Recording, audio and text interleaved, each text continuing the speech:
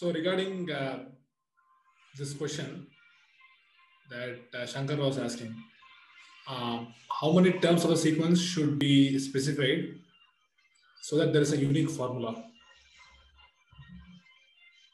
What do you people think about it? Okay, sir, 6 terms.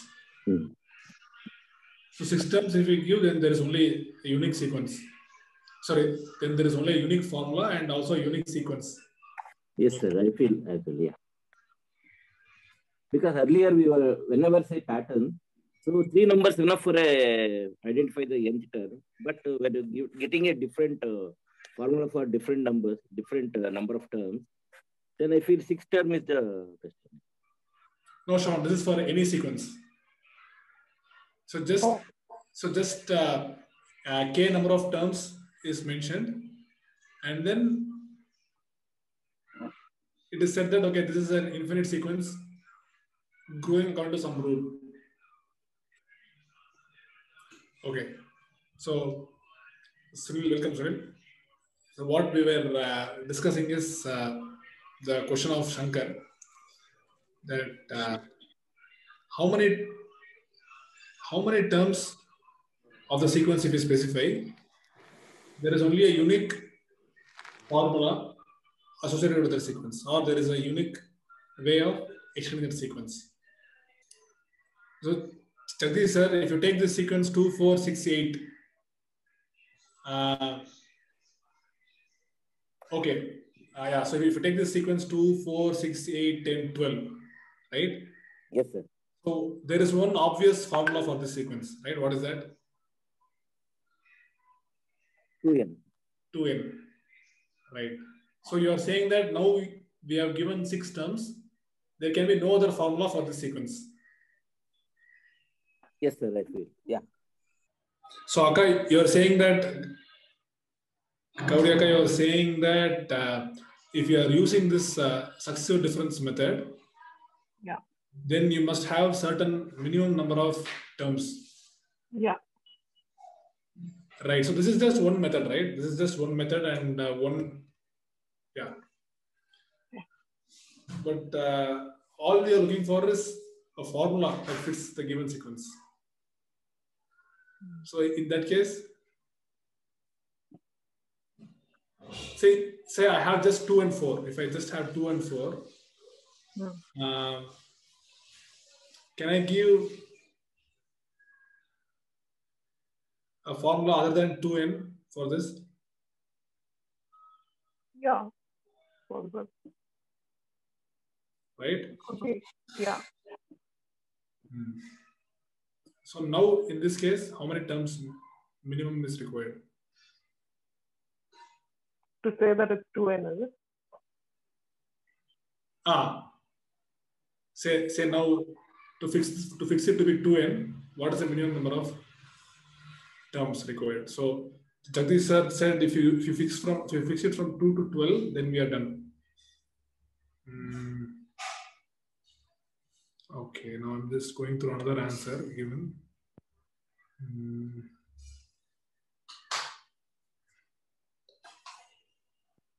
Right, so basically, okay, so Shravan, if you just fix polynomial formulas, if you are just taking into account polynomial formulas, in the specific case, what can you tell? Right. Okay, so we'll come to this Sunil's method. Okay, so Sunil, for this 2, 4, 6, 8, 10, 12, let us just take this 2, 4, 6, 8, 10, 12. Okay, so you assumed the degree based on successive difference, right? But can't we just assume an arbitrary degree without taking into consideration successive difference?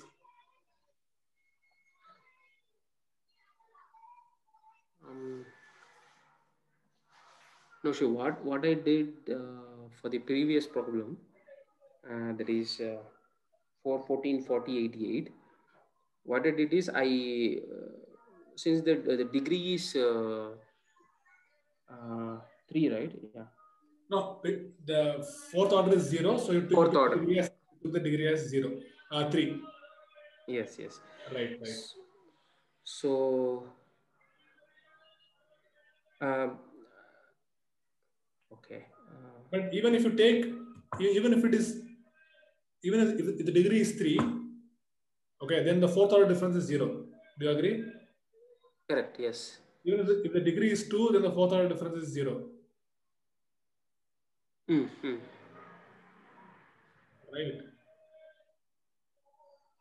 Now, can we assume the degree to be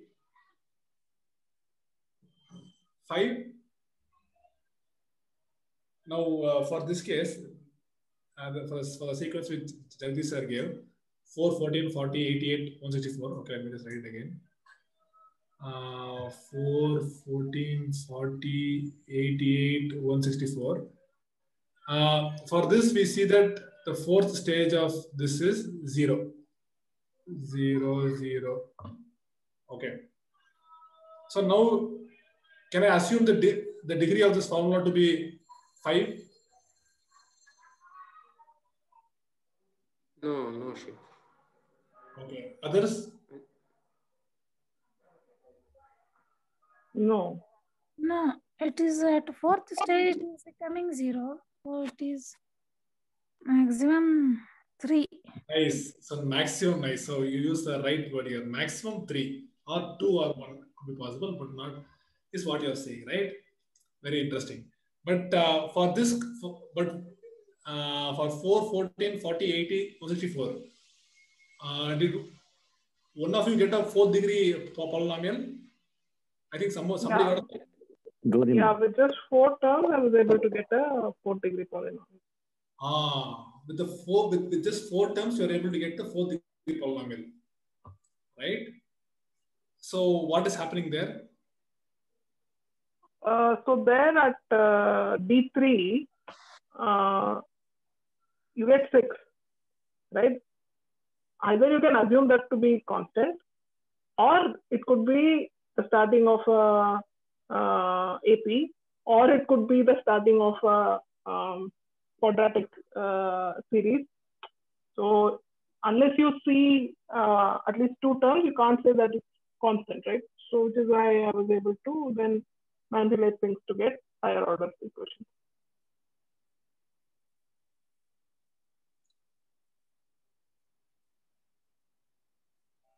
So what was the formula that you got, the 4th degree polynomial? I don't remember. Wait, Okay, right. So yeah, so now Gauri ma'am just taking these 4 terms, just able to come up with a 4th degree polynomial. Okay, so just think about that. What is the consequence of that?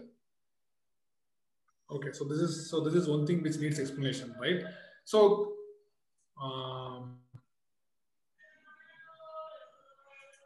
okay, that is one thing. Another thing is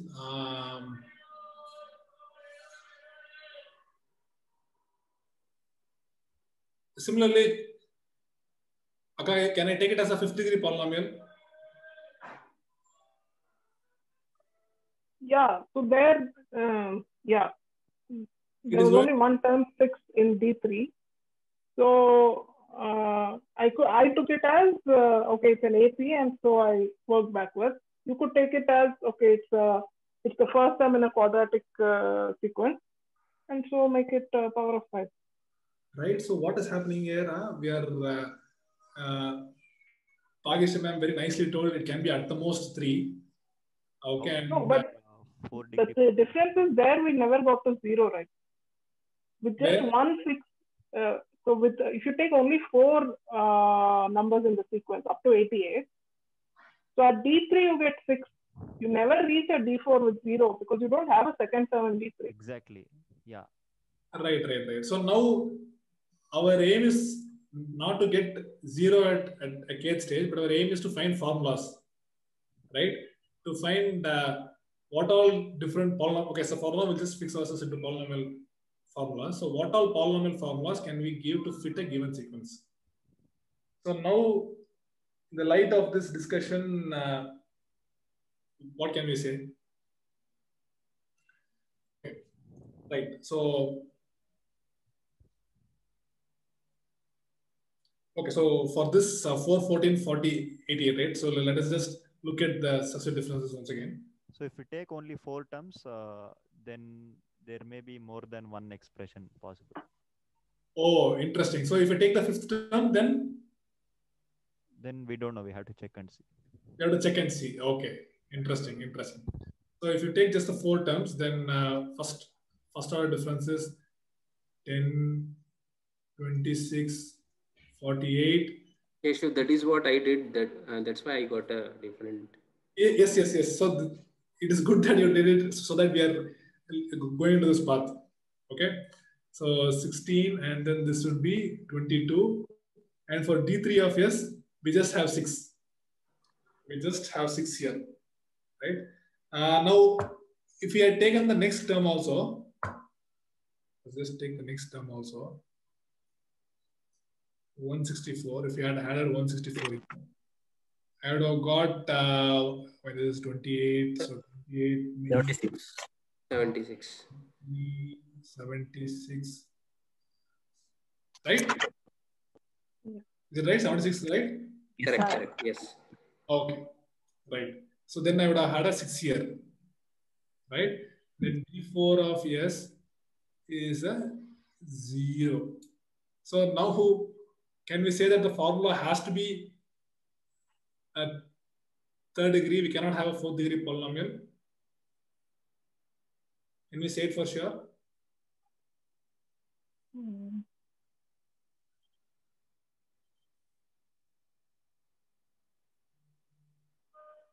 Yes. Okay, interesting. So now let me take another example. Okay, let us take another example. So yes, is so if D4 is 0 and we know that D3 is not 0, then we can say that it is always a cubic equation, right? Why is it cubic or less? Only if we don't know that whether D3 is 0 or not, then it could be cubic or quadratic. Correct. So in this case, we can say, okay, it cannot be less than 3. The degree cannot be less than 3. True. But the question is, can the degree be greater than 3 is the question. Which you're feeling that it is no, right? Wait.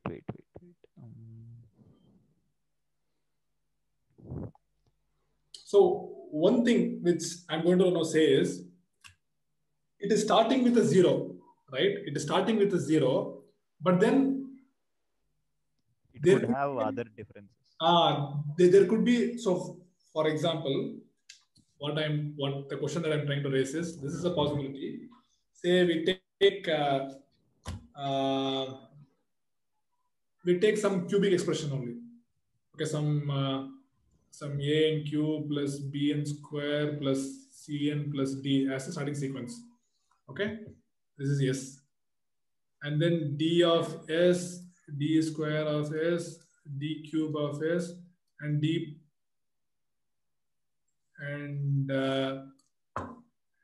power 4 of S.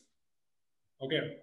So now, can it be possible that for this S, d square of S, the first term of d square of S is 0, and then next it could be like 2 or minus 3 or something. Yeah. Sorry? So for example, if you see in the top, after 6 and 6, it could be 3 or it could be 9, 10 or something like that. Correct. Then after 0, you'll have either 3 or minus 2 or something like that. Correct.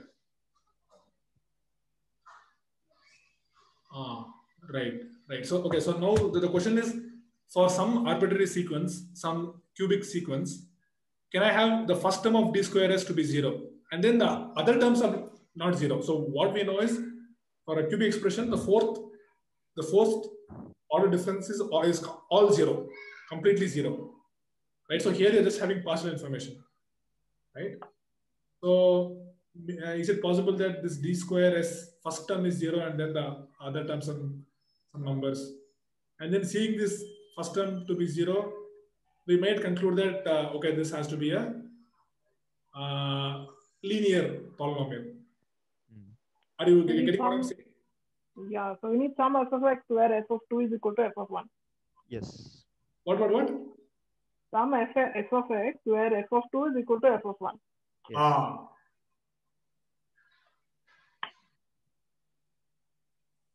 Right.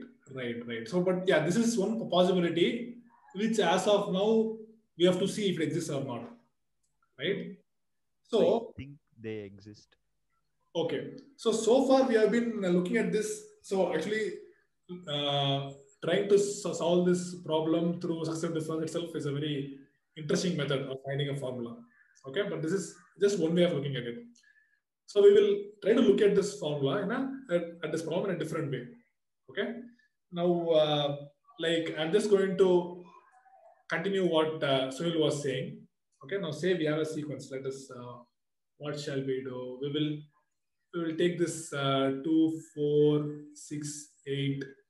We'll just take 2, 4, 6, 8. Or we'll just take 2, 4, 6, 8. 2, 4, 6 itself. Okay. So Sunil assumed that the degree is something based on the successive difference at what stage is equal to 0. Right? Now let us, without looking at the successive difference, let us arbitrarily assume a degree and we'll see what happens. Okay. So let me assume that the degree of this is 2. Okay, if the degree of, say, the formula has a degree 2, let's just assume and see what happens. Then what is the formula of, what is the general structure of this formula? If it is of degree 2, an square plus an square plus bn plus c. Okay, and we know that when n is 1, it becomes 2, when n is 2, it becomes 4, and n is 3, it becomes 6. Right? So what do we get if we substitute these values of n here? So you get a plus b plus c is equal to 2. Okay. And then 4a plus 2b plus c is equal to 4. Excellent. And 9a plus 3b plus c is equal to 6. Okay. So basically, another way of looking at this question is basically trying to form a system of linear equations. Yes. Right? So this, correct. So we start with an arbitrary degree. Okay. And if we start with an arbitrary degree, then we'll have a system of linear equations. Right? And if you're able to solve the system of linear equations, we get a formula, right? Correct. Right. Okay. So, okay, for this example, can we solve this system of linear equations? Yeah, I got A as 0, C as 0, B as 2. So it's same, 2n. This is the only solution, is it? Right. Just a by minute. solving that, that's what I got. Okay, wait. I'll just give you a few more minutes. I'll just get back.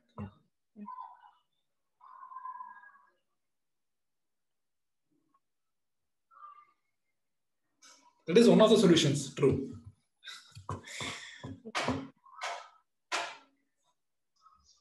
Why would there be multiple solutions? These are linear equations in 3 variables. Right. Why would there be multiple solutions, right? Very nice. Yeah. Very nicely asked question. Does want to offer any comments to this question? So it's a system of 3 linear equations. How can I have more than one solution? Is the statement of Gauri ma'am. Any comments on this? Okay. Yes, sure. Yeah. So if you think in terms of graph, linear equation is a straight line. So the intersection of 3 straight lines is the solution to the system of linear equation. So the intersection is just one point. So there must be one solution. Right. Very interesting. Okay, nice. So now I would like to give you an example of system of 3 equations. Okay. System of 3 equations is time consuming, but please patiently solve it. It is going to give you something. Okay. Just a moment. Okay. So just take these 3 equations. X minus y plus z is equal to 4. X plus y minus z is equal to 0. And then 4x minus 10y plus 10z is equal to 28. Okay. So I have purposefully given a very easy thing because all the coefficients are 1. So I hope you don't have trouble doing it. Yeah, but this will add, but this is going to make a statement about some of the conclusions which you had come up with. Okay, so yeah, go ahead and solve it. Yeah, so I'm just getting, yeah, I can't solve beyond x. What do you mean you can't solve beyond what?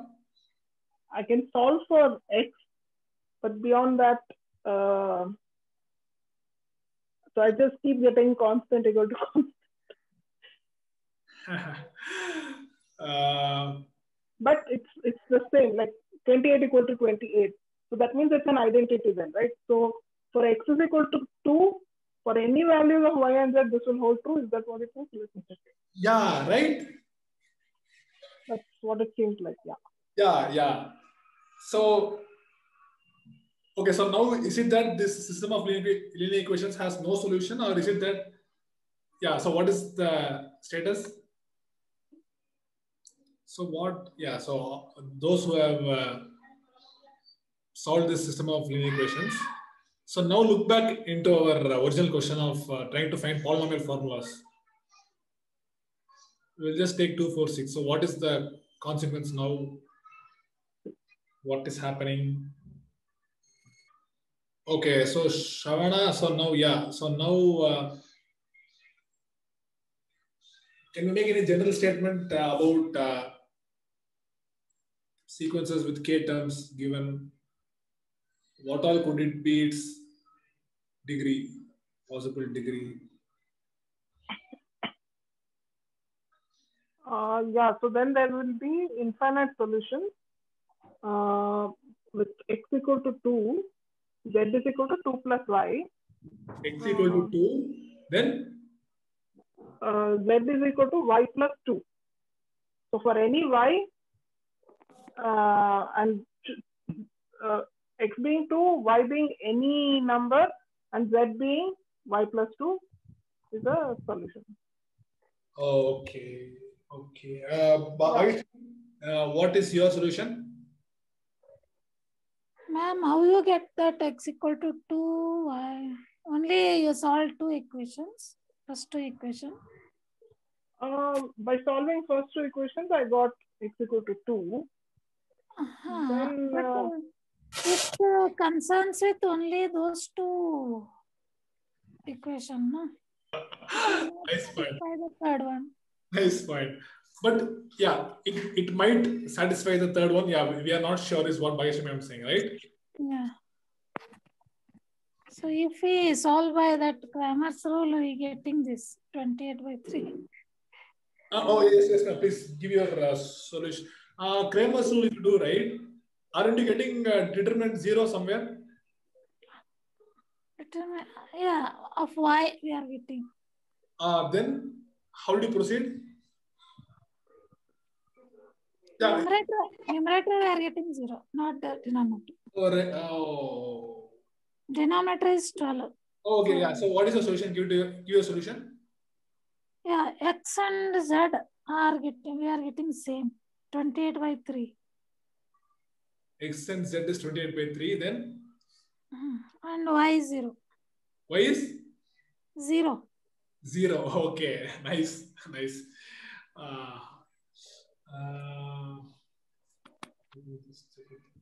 So sometimes this doesn't satisfy the equations, no? Yeah, the first one. The first one itself, it fails. Especially when you use Cramer's rule, this kind of things will definitely happen. For second one, it suits, but not first one. X minus. Oh yes, ma'am. Correct. Second one it suits. Yeah, interesting. Okay, yeah. So, Bhageshwari ma'am, she made a wonderful. She raised a very important that x equal to 2, z is equal to y plus 2 solution given by Gauri ma'am is definitely satisfying the first two. But are you sure that it will satisfy the third? Right. So, do you have any reply to that? yeah, it works for any value of y. As long as you maintain that z is y plus 2, it will work for the third also. It seems to work, right? But yeah, I mean, can you prove that it will work for all the possible values? It will satisfy. So how are you saying?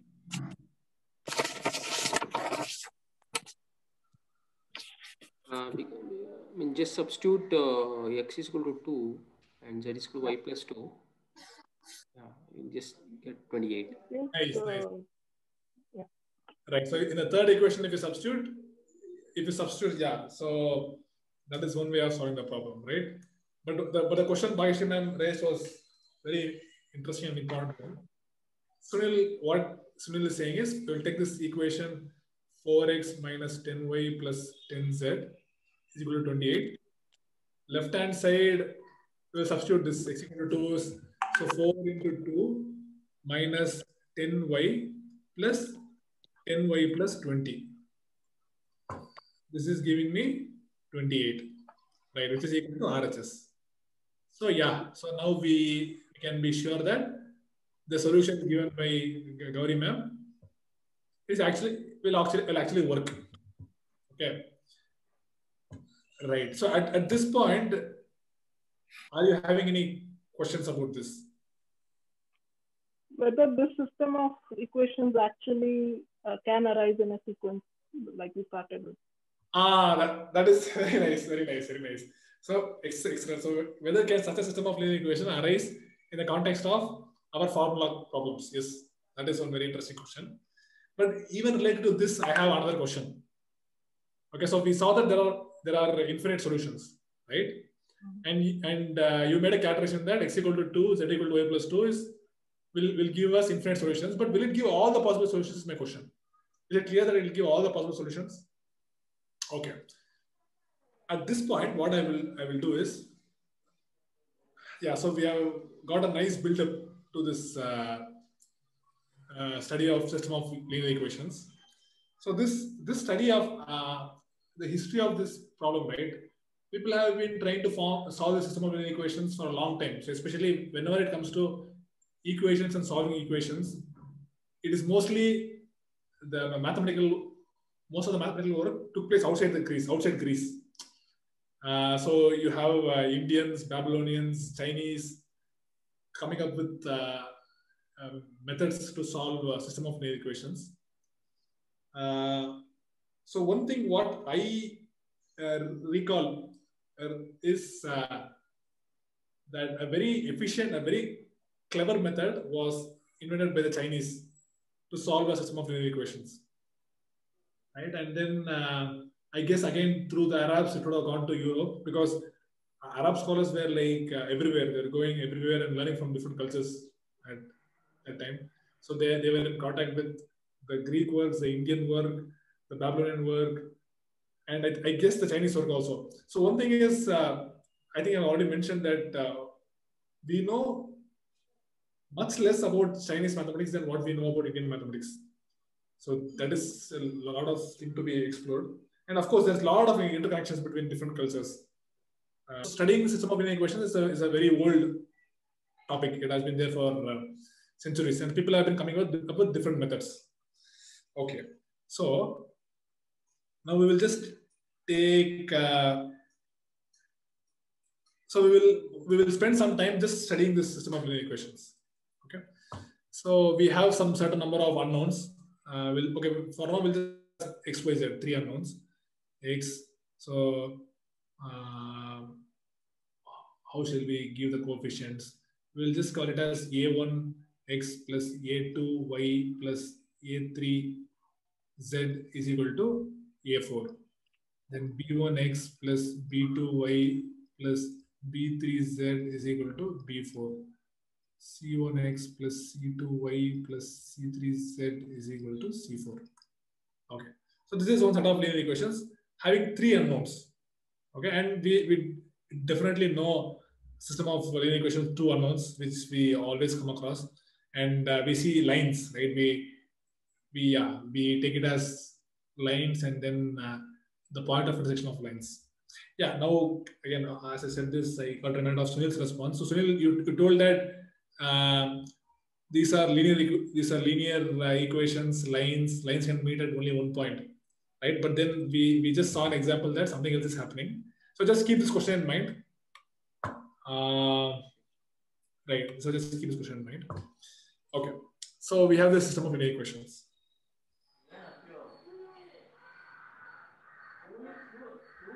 So when we have a system of linear equations, what all questions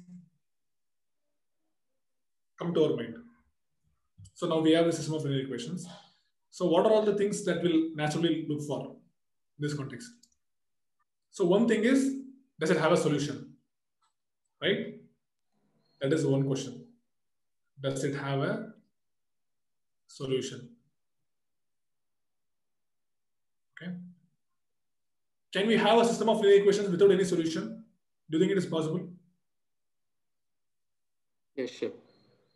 Can you give an example?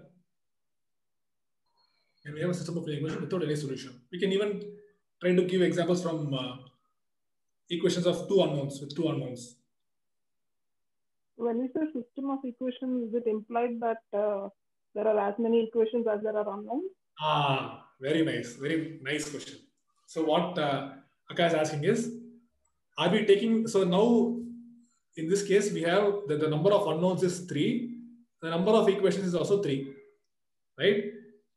So when we are studying system of equations in the general setup, they need not be equal. Okay, you can have any number of unknowns, any number of equations. So we will study this problem in this broad framework. Okay, we will see how we can analyze this, and we'll see how making some certain key observations study this problem. So if the number of equations is less than the number of unknowns, it cannot be solved. Oh, nice. So here is one statement Gauri ma'am is saying is, if number of equations, so this is one equation, if the number of equations is less than the number of unknowns, right? Okay. So now I have this two, I have this two equations. So a1x plus a2y plus a3z is equal to a4. Then b1x plus b2y plus b3z is equal to b4. So now you're saying it will not have a solution, or you cannot find a solution. You cannot find a solution, is it? Yeah, because there are 3 variables and you have just have 2 equations. Okay. So now, see, when I say there may be a multiple set of solutions. Correct, right? There may be multiple solutions, right? Now, for example, multiple solutions, but you cannot find exact solution. Yes, there are multiple solutions. I agree. No unique solution. Only multiple solutions. Multiple solutions. So, can we characterize all those multiple solutions? Is a question, of course. It's a question which we will come to at some point. But then it has a solution, right? Yes. No, for example, let us take this. X minus y plus z is equal to 4, x plus y minus z is equal to 0. We'll just consider the first 2 equations. If we just consider the first 2 equations, we have multiple solutions, right? Yeah. Right. Yeah. I will give an example of two linear equations having no solution. Excellent. Please give me. One is x plus y is equal to 2. Okay. And another one is 5x plus 5y is equal to 2. Whatever. Yeah. Right. So now if you take these two systems of... when you represent two equations in a graphic, if it is a parallel, suppose the 2 lines are parallel, then we can say it is no solution. If the 2 equations in intersection point, then we can say it's having a solution. Correct. So in 2 unknowns or in 2 dimension, yeah, your graph analogy can be used. So here we have a system of linear equations without any solution, right? X plus y equal to 2, 5x plus 5y. Yes, sir. One more. You have Sunil said same basis, I feel. Because both you get it parallel. So So that's why he's telling that is they don't have solution. Am I right, sir? Yes, sir. Yes, sir. Yeah. Okay, interesting. So, right. So as soon as we have an equation, system of linear equations, it is not clear that it will always have a solution, right? So first thing we would be interested to know is, does it have a solution? Okay. Then what other kind of questions that come up when we see a system of linear equations?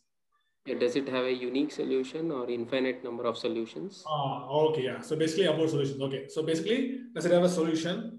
If yes, is it unique? If no, is it infinite? Okay, if it is infinite, can you characterize all of them? So these are some of the questions, right? So can you characterize all the solutions? It's just, can you characterize all solutions? Is just one thing which will finish off the whole thing. Okay, right.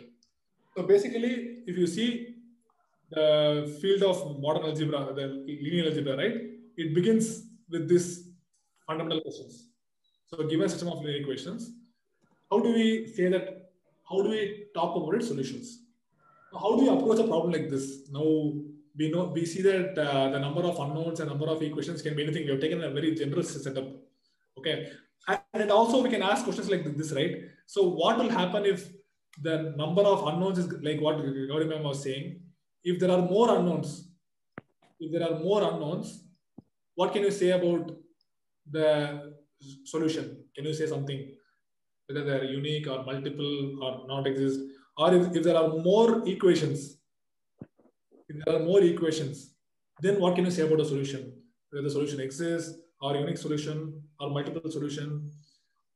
So all these kind of questions are there, right? This is another set of questions that we need to investigate. And another question that comes up is, can you have a system of linear equations with, we have seen system of linear equations with just one solution, right? Can there be a system with just two solutions? The previous one, we had infinite number of solutions, right? Can we have a system with two solutions, three solutions, 74 solutions, 1,674 solutions? What do people think about it? Yeah, I think it's possible. After the equations today, anything seems to be possible. Okay, yeah. So these are all the set of questions that we are trying to take up at one go, right? How ambitious of us. Okay, right. So we'll first, we will see how we can start with this.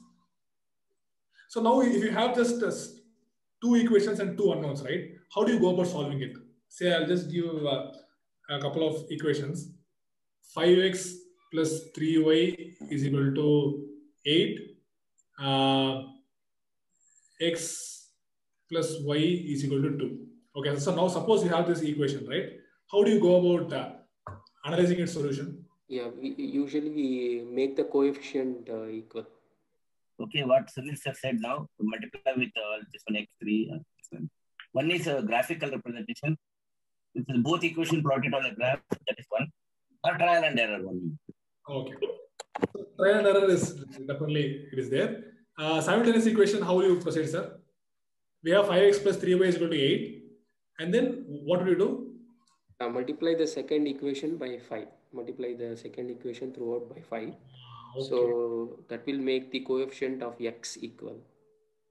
Okay, so now I'm multiplying the second equation by 5. So this would become 5x plus 5y is equal to 10.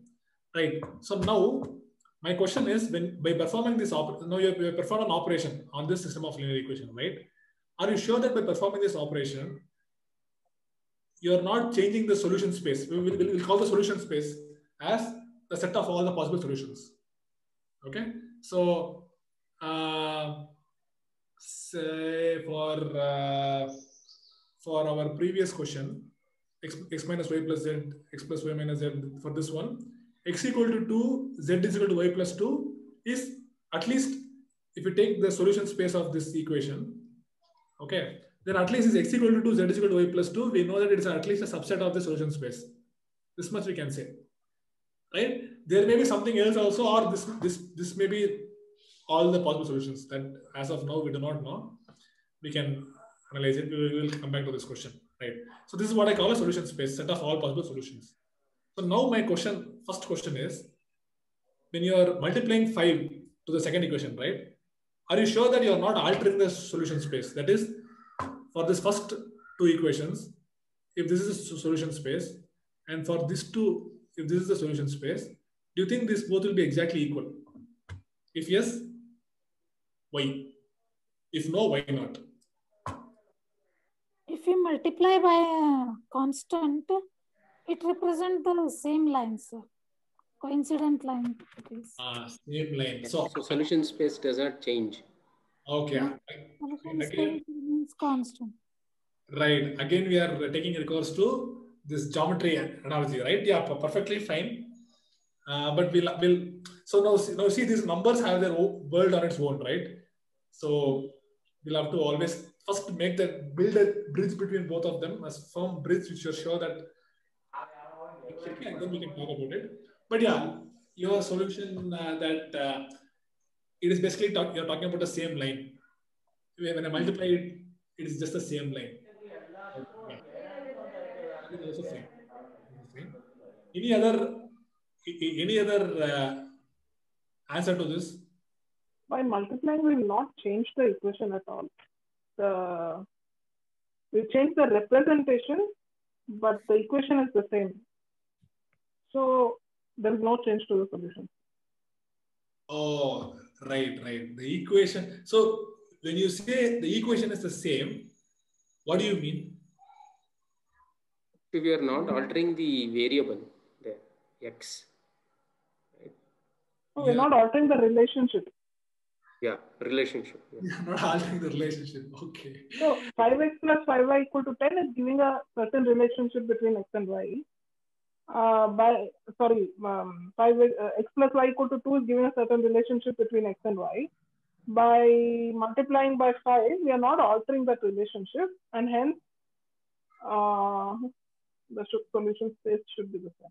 Okay, interesting. So, okay, I'll just give another argument similar to what you said, of course, not the same. So let us just take this x minus 3 is equal to, so x minus y is equal to 3. Okay. So now what I'm doing is I am, so you're multiplying 5 on both sides. I am squaring on both sides. So I'll have x minus y, the whole square is equal to 9. Right. So now, would you say that the relation between x and y has not been altered?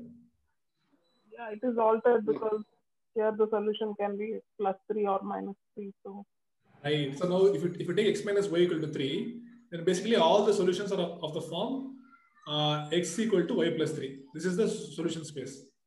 Yeah. Right. Now here if you take x minus y the whole square is equal to 9, then we might have x minus y is equal to 3 or x minus y is equal to minus 3.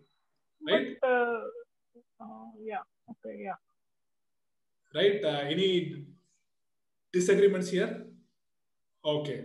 So x minus y equal to 3 and x minus y is equal to minus 3, both of them could be solution.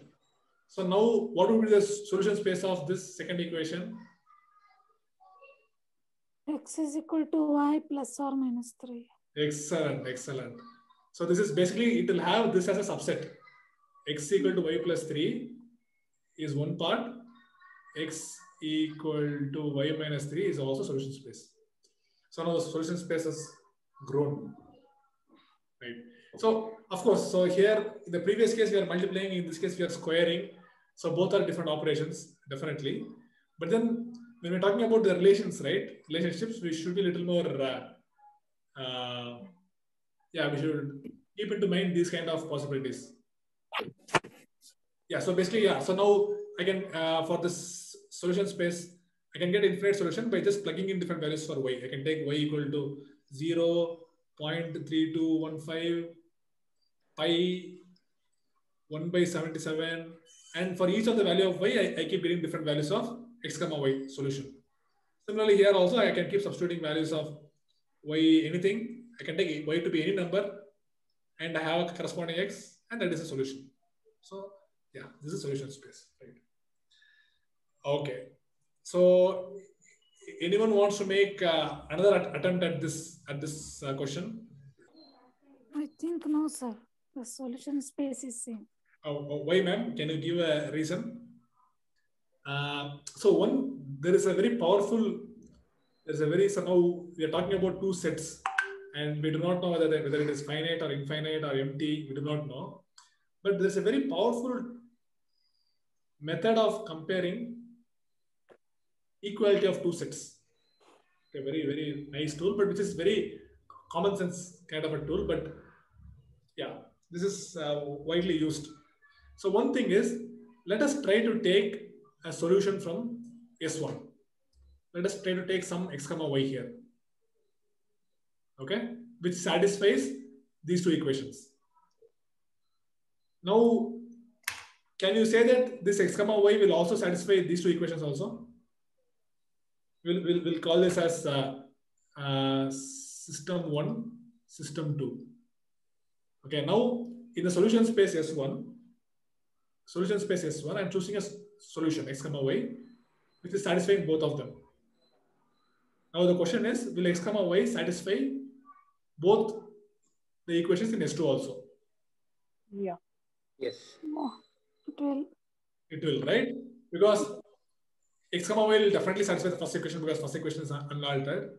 Second equation also is satisfying because we are multiplying 5 by both sides, right? So x comma y, if it's present in S1, it's also present in S2, right? So now, have you proved that solution space S1 and S2 is equal? You have to prove the corners also. We should take from S2 also. We should prove Right. it applies for S1. For example, if you have something like, if this is S2 and this is S1, suppose, right? Then any solution in x comma y will also belong to S2. But if I take some x comma y here, it may not belong to S1, right? So we should also take an x comma y here. Okay. And we should check if it belongs to S1 also. Will it belong? Yes, sir. Yes. Right? Yes. So basically, we know that this particular x comma y satisfies this equation, right? That is, if I put this x comma y, we'll just call it as x naught comma y naught. So we have 5x naught plus 5y naught is equal to 10. We know that. We know this. Now the question is, will x naught comma y naught satisfy x plus y? That's the question, right? We will just take the LHS. LHS is nothing but x naught plus y naught. Okay, and we know that 5x naught plus 5y naught is 10. So x naught plus y naught is 2 equal to RHS, right? So yeah, so now we can say that S1 and S2 are equal, right? S1 and S2 could be empty also, but still our argument holds. If S1 is empty, then S2 is also empty, right? So this is a very nice way of comparing the equality of two sets about which we do not know much about the structure. So now taking both together, and we are able to show that both are equivalent. Yeah. Okay, fine. So yeah, so now we see that if I basically multiply 5 on both sides, fine. The system of the solution space is unaltered, right? Okay, then what will you do, Sunil? We have 5x plus 5y is equal to 10. 5x plus 3y is 8. Then what's the next step? Yeah, you can subtract one equation from the other and get rid of. Wait. So now looks like more trouble, huh? Already for multiplying by 5 itself, this is a big debate. Sir, it's an elimination method to solve this. But we are going to question every method, ma'am. Yeah. I'm not going to leave in any method. Okay, so 5x plus 5y is equal to 10, 5x plus 3y is equal to 8. Okay. Yeah, so now what will you do? You're going to subtract. So if I subtract, what will happen? I get 2y is equal to 2. Yeah. Right? And Yes. y is equal to 2. Right? Y is equal to 1. Yeah. Y is equal to 1. So y equal to 1 as solution here. I can actually yeah, how would you go about explaining it? Now this has, again, this has some solution space. Okay. And then I'm subtracting both the equations and get y equal to 1. How do we say that y equal to 1 is us? So basically, we are trying to make use of things which we have been using unconsciously.